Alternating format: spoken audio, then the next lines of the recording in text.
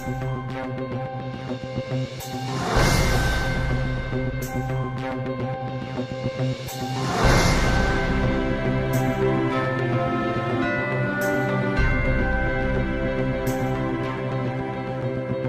Madison Council has given the library its first national private sector advisory and support group. So it's brought the perspectives of people from all over America, the experience of the private sector, where so much creativity lies. They now have a unique opportunity to add to the immense amount that the Congress has spent accumulating and preserving and making accessible this material. A few years ago, we had a new member of the Madison Council, Lawrence Rockefeller, who was then in his 70s. He had never been in this building. And I'll never forget taking him into the main reading room, and it took his breath away. Now, this is a man who, when he was in his 20s, was building Rockefeller Center in New York. And he looked up, he looked at the dome of the main reading room around all the sculpture and the symbolism, and he put his hand over his chest, and he said, "What a magnificent monument to the written word."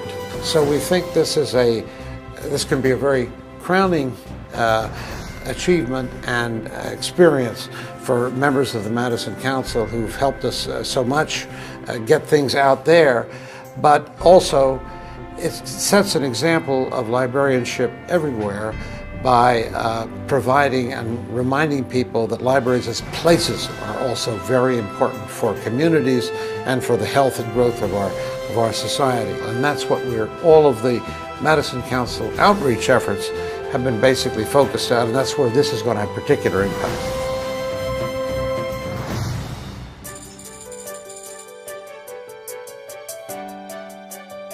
As a kid, 9 years old, I came here to Washington for the first time and read the closing paragraphs of Lincoln's second inaugural address on the Lincoln Memorial.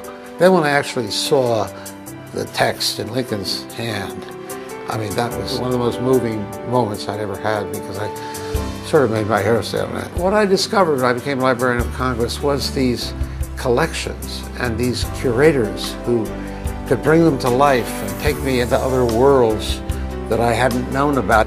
Everybody's got to have that experience.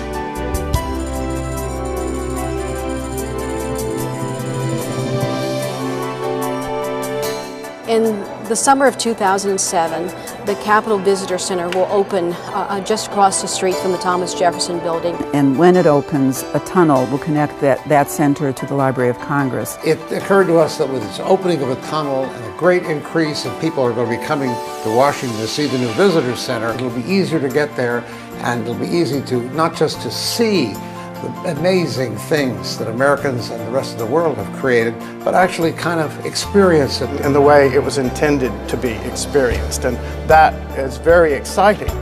The library's new visitors experience will be one of the most cutting-edge visitor and exhibition experiences to be had in Washington, D.C.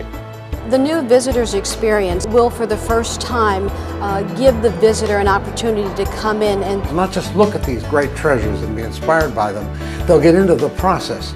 They'll see Jefferson's rough draft of the Declaration of Independence, but then they'll see the corrections that John Adams, that James Madison, that Benjamin Franklin made, and they'll realize that things are created by people. They don't just appear out of nowhere. That's work that goes into them, and I think exhibitions here allow people to sort of peek under the covers and see the creative process.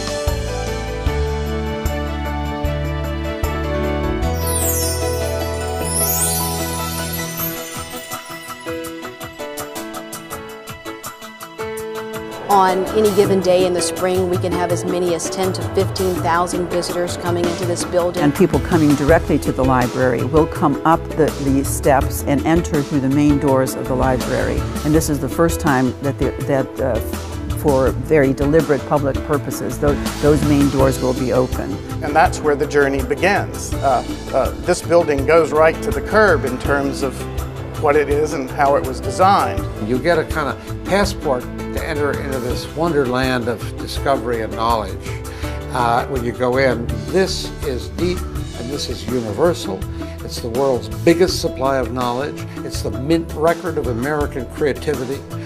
We're going to not only put it out on the internet, as we are doing, but we're going to make this a temple of dynamic access into the world of knowledge for ordinary people. The whole building itself, yes, it's a miracle of design and construction. And yet, up to this moment, less than 10% of the people that visit the Library of Congress actually get to know the building. And so we're going to use handheld wireless technology to enable them to see various elements of the building and to choose which elements they want to learn more about. The visitors will then go into orientation galleries on either side of the Great Hall. There, in a very fun but informative way, they will learn about the experiences that they can indulge in. The core experience will be a tour of the building, the Great Hall, and through wireless technology, a sound and light show, people will be able to learn about the architectural and artistic elements in that space. I still occasionally go to the vestibule out just outside the Great Hall to hear people gasp when they walk through that arch for the first time, no matter what their age or where they're from. The tour will continue over in the main reading room overlook. The main reading room is the heart of the library building. It is also the heart, therefore, of the experience.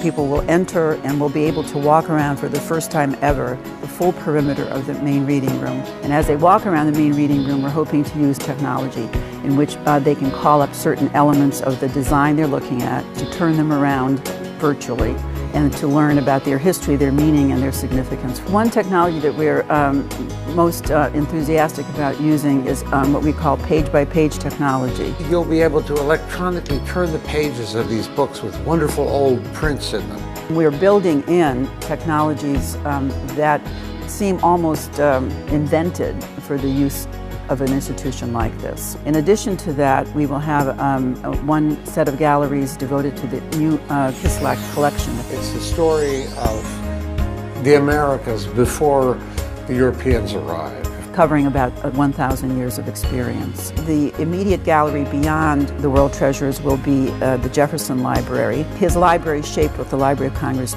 became. For Jefferson, the greatest form of the pursuit of happiness was the pursuit of knowledge, really, the pursuit of truth.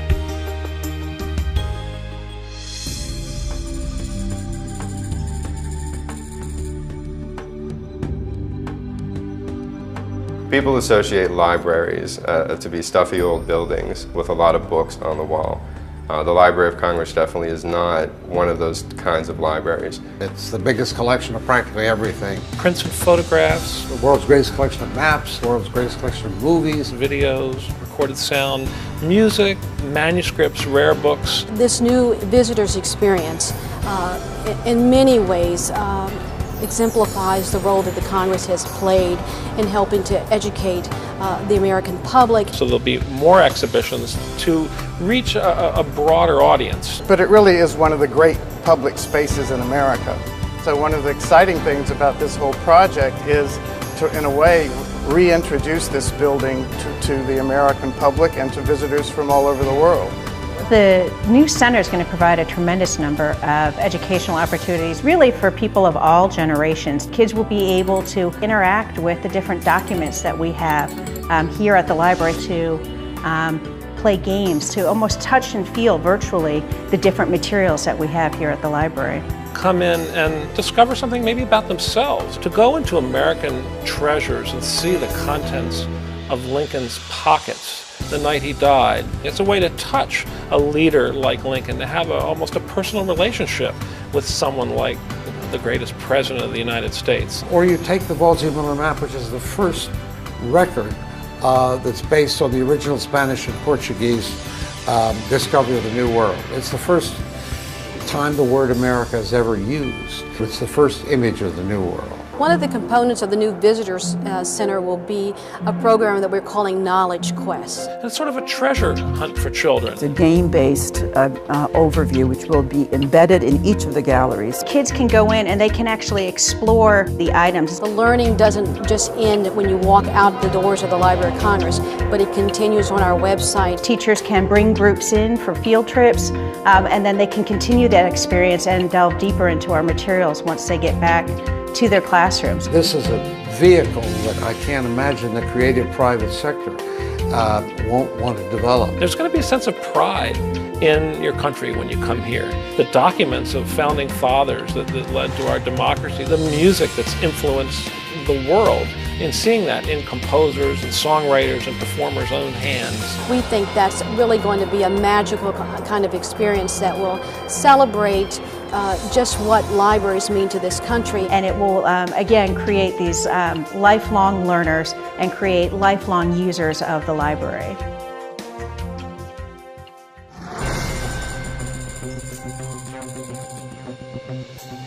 There is no better brand than the name of the Library of Congress. It's a unique opportunity for corporate America or individual donors to have an association with the Library of Congress. This is an opportunity for corporate America to give back to the American people. We want the visitors to understand that not only are we Congress's library, but we indeed are their library. We serve all of America, and I would hope that our private sector would see the importance of generating this battery that can give off a lot of energy that will be shared with people everywhere.